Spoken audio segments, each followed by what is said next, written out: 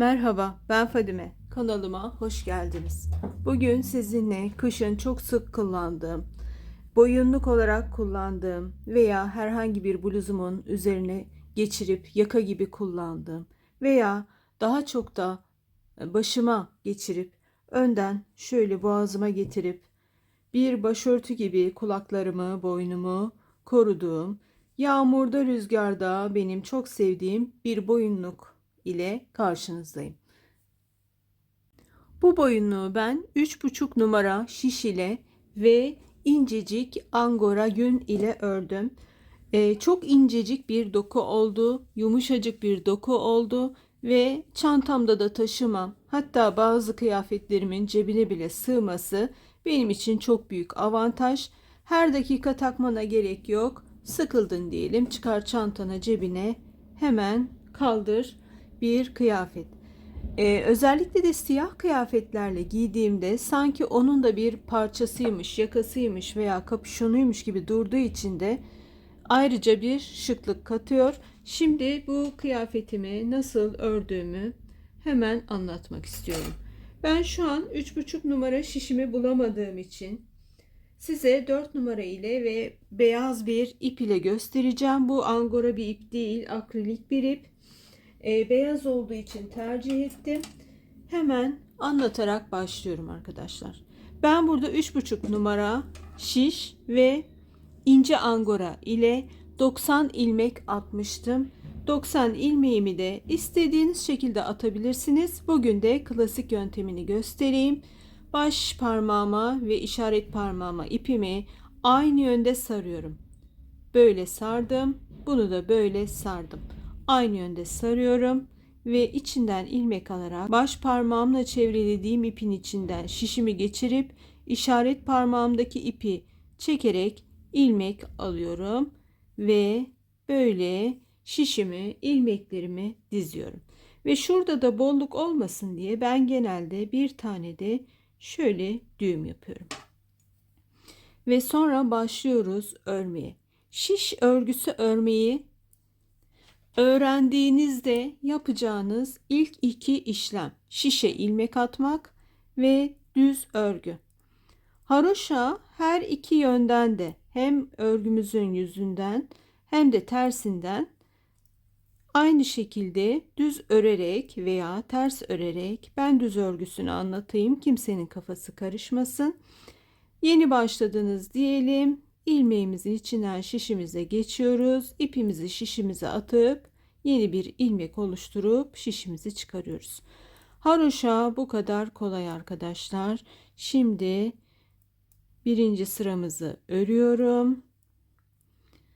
90 ilmek ile başlamıştım ve çok ince olduğu için hemen birazdan size ölçülerini de vereceğim. Kalın iplerle de çok güzel olur.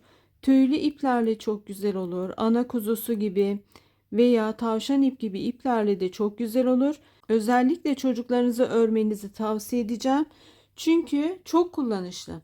Boyun için, yanaklar için, başı için, kulakları için tek bir parçayla okula yolladığınızda gayet güzel bir şekilde çocuğunuzu koruyacaktır soğuğa, rüzgara karşı. Şimdi geldik arkadaşlar. Şöyle içinden girebilirsiniz ama ben şurada ilk ilmeğimi yakından görebiliyor muyuz?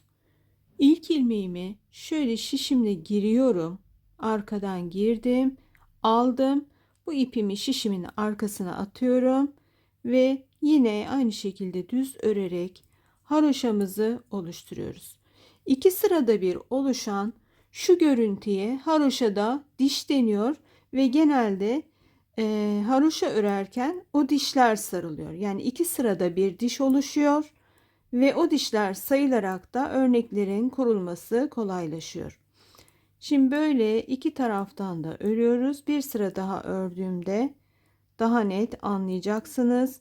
Yeni öğrenenler bu boyunluğu yaparak elinizi çok güzel alıştırabilirsiniz. Çünkü tüm boyunluk haroşadan oluşuyor.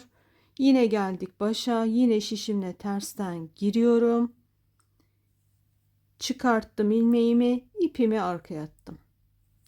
Bu ne işe yarıyor derseniz şuradaki görüntümüzün şöyle düzgün olmasını, kenarımızın düzgün olmasını sağlıyor. Şimdi şurada bir sırayı daha beraber örelim. Boyunluğumuzun detaylarına geçelim.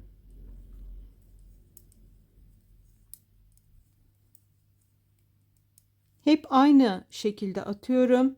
İstiyorsanız şöyle şişimizin altından dolandırıp da alabilirsiniz. İstiyorsanız da benim yaptığım gibi şöyle şişin üstüne atarak yapabilirsiniz. Hangisi kolayınıza geliyorsa zaman içinde eliniz alışacaktır ve örgünüz bir şekilde oturacaktır. Şimdi görüyorsunuz dişlediğim kısım daha güzel ortaya çıktı. Şurada da görüyorsunuz. Burada da dişlerimiz oluştu. Şimdi gelelim, haroşamız bu kadar kolay. Gelelim detaylarımıza arkadaşlar. Hemen ölçmek istiyorum. Şöyle kamerama da sığsın boyunluğumuz. Şuradan şuraya 45 santim bir genişliğimiz var. Ve boyunu da ölçelim.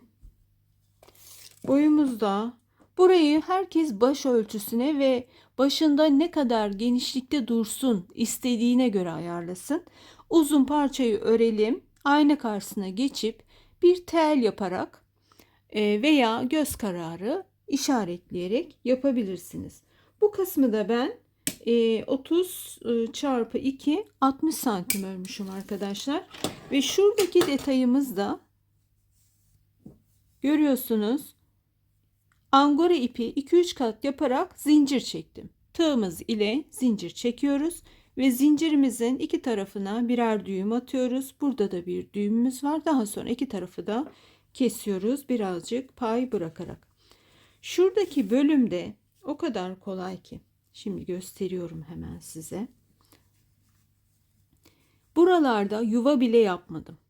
Tığım ile içerisinden 2 santimde bir geçirerek şöyle bağcıklarımı geçirdim. Burada dikişimi de ben tığım ile yaptım. Hemen şu arkada uzun parçamı katlayıp hemen tığlayarak birleştirdim. Bir diş geriden, az önce anlatmıştım dişi. Bir diş geriden buradan başlayarak önce bağcığımı buraya kadar getirip sonra şurada 1 santim kala karşıya geçirdim bağcığımı. Sonra dikiş bölgemden 1 santim geride, bir diş geride tekrar aşağıya kadar getirdim. Şöyle bir görüntümüz var. Buradaki bağcığı daha uzun da yapabilirsiniz. Ben çok fazla bir uzunluk istemediğim için böyle oldu. Ve sonra şurayı şöyle çekerek büzdürüyorsunuz. Ve buraya istediğiniz şekilde de fiyonk atabilirsiniz. İster böyle kullanın, ister başınıza kapşon gibi kullanın, ister şöyle ikiye katlayarak boğazlı bir kazağın üzerine ön bölüme bu bölümü getirerek veya yana getirerek de kullanabilirsiniz. Özellikle de ben çok fazla siyah giydiğimde V yakada ve yuvarlak yakada bir boyun görevi de boğaz görevi de görüyor. O yüzden çok seviyorum bunu. Bunun gibi birkaç tane daha var. Benzerleri var. Çünkü ben bir şeyi sevince biliyorsunuz değişik versiyonlarını da yapıyorum. Bir de böyle küçük aksesuarlar arkadaşlar dikişte de örgüde de veya takıda da küçük aksesuarlar her zaman daha güzellik katar kılığımıza, kıyafetimize, şıklığımıza. Minicik bir dokunuş, bir küçücük detay güzelleştirir. Bunu da bir aklımızın köşesinde bulunduralım. Şimdi ben bunun çizimlerini yapıp geliyorum. Evet efendim, bu minik basit boyunluğumuzun hemen açılımını da anlatıyorum.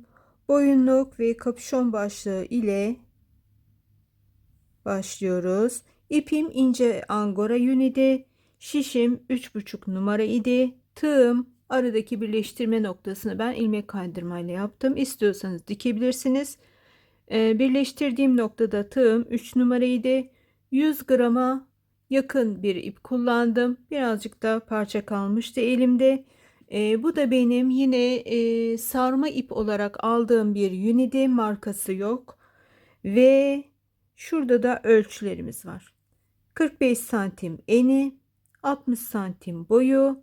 Bittikten sonra haroşa örmenizi tavsiye edeceğim. Çünkü şöyle bir oturması için haroşa güzel oluyor arkadaşlar. Ama düz de örebilirsiniz. Haroşa birazcık daha sarıcı oluyor. Onu söyleyeyim. Böyle bir dikdörtgen ördükten sonra birleştiriyoruz. Ve ortasından şuradaki noktalarımız birleştirme noktamız. Ve ortasından birleştirdikten sonra yaklaşık bir 80-90 santim zincir çektim. Birkaç kat yaparak yaptım zincirimi. İstiyorsanız böyle elinizle ipleri şöyle burarak da yapabilirsiniz. Burup sonra katladığınızda da oluşan bir şey vardır. Onu şu an ben düzgün bir ipim olmadığı için yakınlarda hepsini paketledim.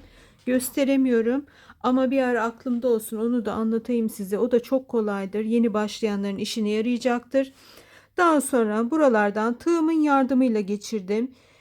Hiçbir şey yok. Geçirmek için ilik açar gibi veya böyle minik minik delikler falan yapmadan şu aralardan tığımın yardımıyla geçirdim.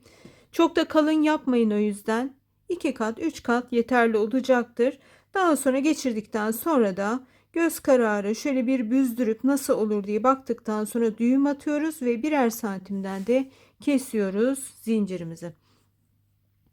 Boyunluk olarak veya başlık olarak kullanabilirsiniz. Kapüşon olarak kullanabilirsiniz. Özellikle çocuklarınıza, kız çocuklarınıza yapmanızı tavsiye edeceğim. Gerçekten çok kullanışlı. Kullanışlı olmasaydı sanırım ben bayağı bir çeşit örmüşüm. Sürekli birini takıyorum ya da çantamda kesin oluyor kışın. Böyle kolay bir bereydi. Uzun zamandır da soranlar oluyordu hazır mı diye. Bunun hazırını benim çocuklarım almışlar. Bayağı da güzel paralar vermişler. Üstelik ip naylonumsu bir ip. Birazcık onlara sitem ettim ama yapacak bir şey yok. Gençler görünce alıyorlar. Canları sağ olsun. Siz de böyle basit şeyler için paralar dökmeyin bizim gibi. Ne yapın? Oturun. İki tanecik dizi seyrederken veya bir sesli kitap dinlerken veya güzel bir müzik dinlerken veya hiçbir şey dinlemeyip kendinizi dinlerken birkaç saat örebileceğiniz güzel bir boyunluk yapın. Keyifle kullanın. Dilerim hoşunuza giden, işinize yarayan bir model olmuştur. Çok teşekkür ediyorum. Hoşça kalın.